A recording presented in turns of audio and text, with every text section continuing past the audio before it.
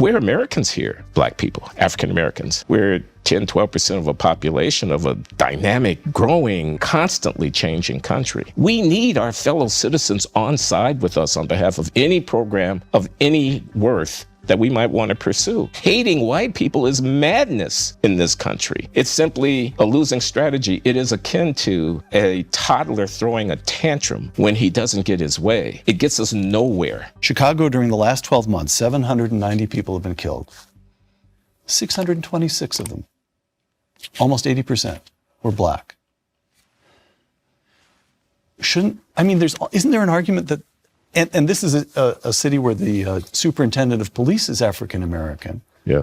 And the mayor. And the mayor. I checked the statistics that about 30% of the city is African American and only about 20% of the police force. But the superintendent of police is African. Anyway, I think to myself, why aren't there protests calling for more police? Those neighborhoods. Not only calling for more police and making public safety of Black people in that city a primary issue, but condemning relentlessly the despicable behavior of a few people, which is making that city so unsafe for everybody else.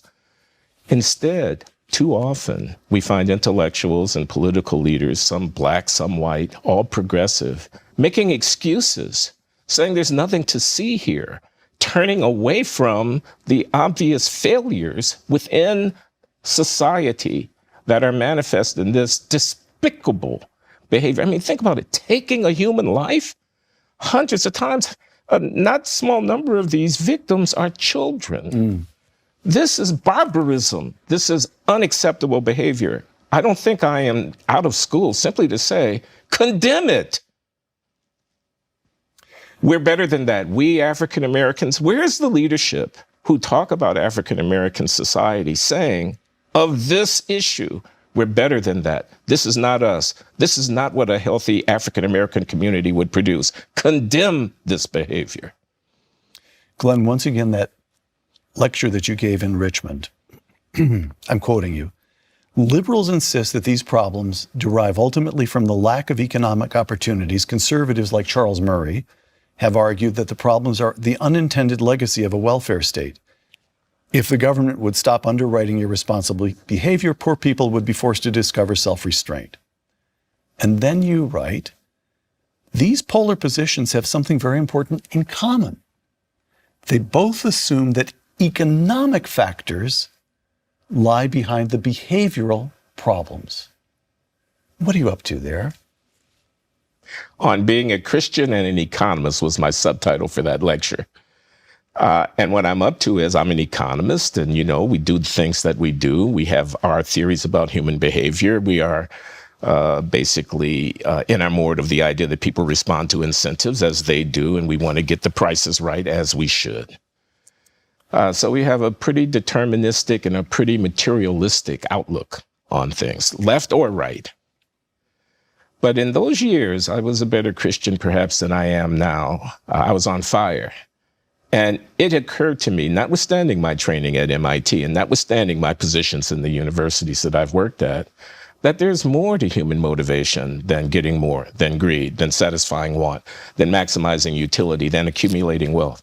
There's also something called right living. There's something called being comfortable with the way in which I am living my life. There is a spiritual dimension. What people believe, what they take to be significant, where they draw meaning in their lives is also a fundamental aspect of human culture and of human civilization. And I simply wanted to give voice to that idea, that everything's not about getting more or about what, Charles Murray, whom I respect as a social scientist, says that we had a war on poverty and poverty won. He says this in his book, Losing Ground, reflecting on the inadequate outcomes associated with the Great Society. He's right about that.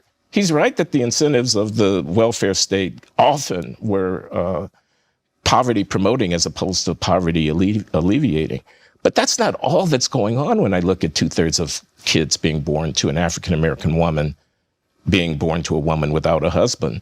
That's not all that's going on when I look at the rates of violence that we were just talking about a moment ago.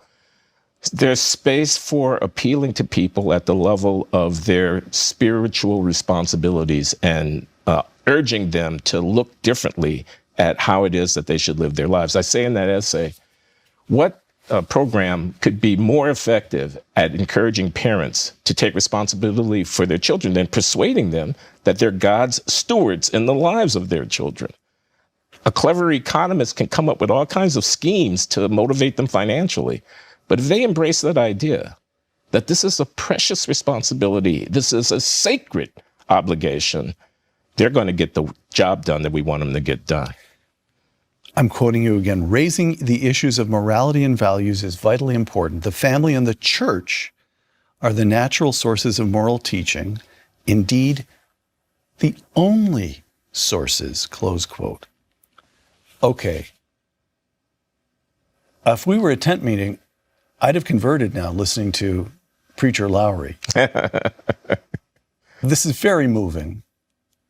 And it feels to me right. You're saying true things about human beings.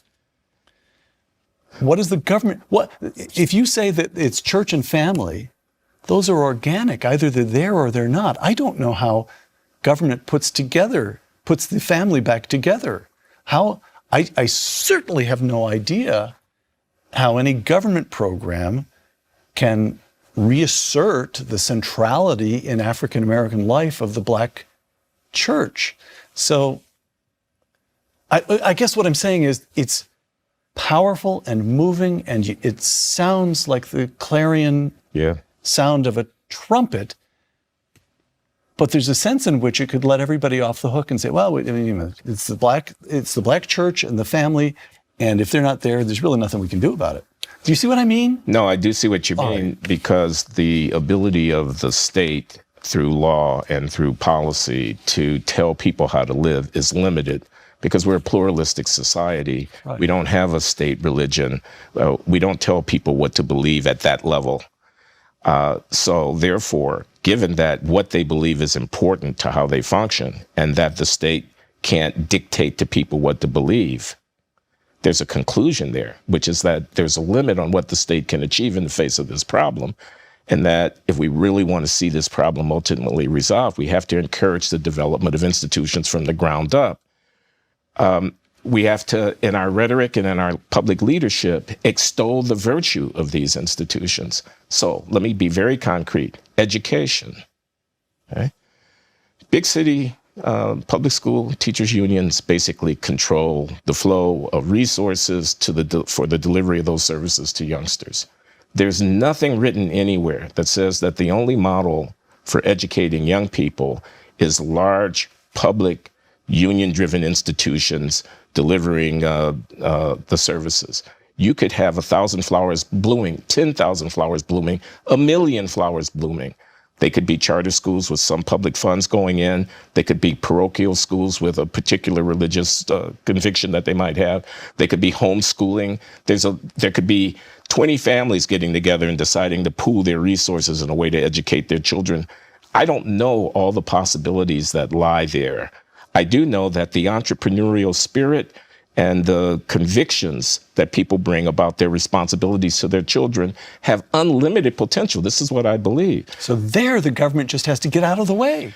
It could provide some resources because people are paying taxes, but it would give parents the autonomy to redirect those resources in ways that they saw were best. Glenn, let me quote to you from a column that Tom Sowell, quote, "When school propaganda teaches Black kids to hate white people, that is a danger to all Americans of every race. Low-income minority students especially cannot afford the luxury of having their time wasted on ideological propaganda in the schools when they're not getting a decent education in mathematics or the English language.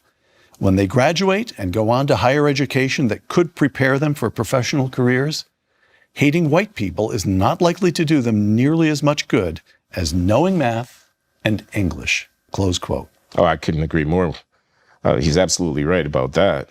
The ideological temper of much of the educational establishment, which wants to spew its propaganda over our children, is a waste of time, because we don't really have that luxury to indulge, given the serious impediments to African American children's participation in our society that comes about from their failure to get a decent education. But I would go further. We're Americans here, Black people, African Americans. We're 10, 12% of a population of a dynamic, growing, constantly changing country. We need our fellow citizens on side with us on behalf of any program of any worth that we might want to pursue. Hating white people is madness in this country. I mean, it's simply a losing strategy. It is akin to a toddler throwing a tantrum when he doesn't get his way. It gets us nowhere. The intellectuals, the people who, I could name names, but it's not about personalities here, who throw this kind of stuff around, whitey is your enemy, are already living high on the hog of this society. They can afford to alienate their colleagues. But people who are dependent upon basic functioning of social institutions to further their effort at achieving prosperity, those Black people, working class Black people, lower class Black people, people who are just barely holding on, need our fellow Americans on side. Alienating them gratuitously with this racist, and it's racism, this racist rhetoric, hating white people, hating people because of the color of their skin, blaming them for the sins of their fathers or the supposed sins of their fathers. It is not only a waste of time in the schools, it's a political distraction that we really can't afford.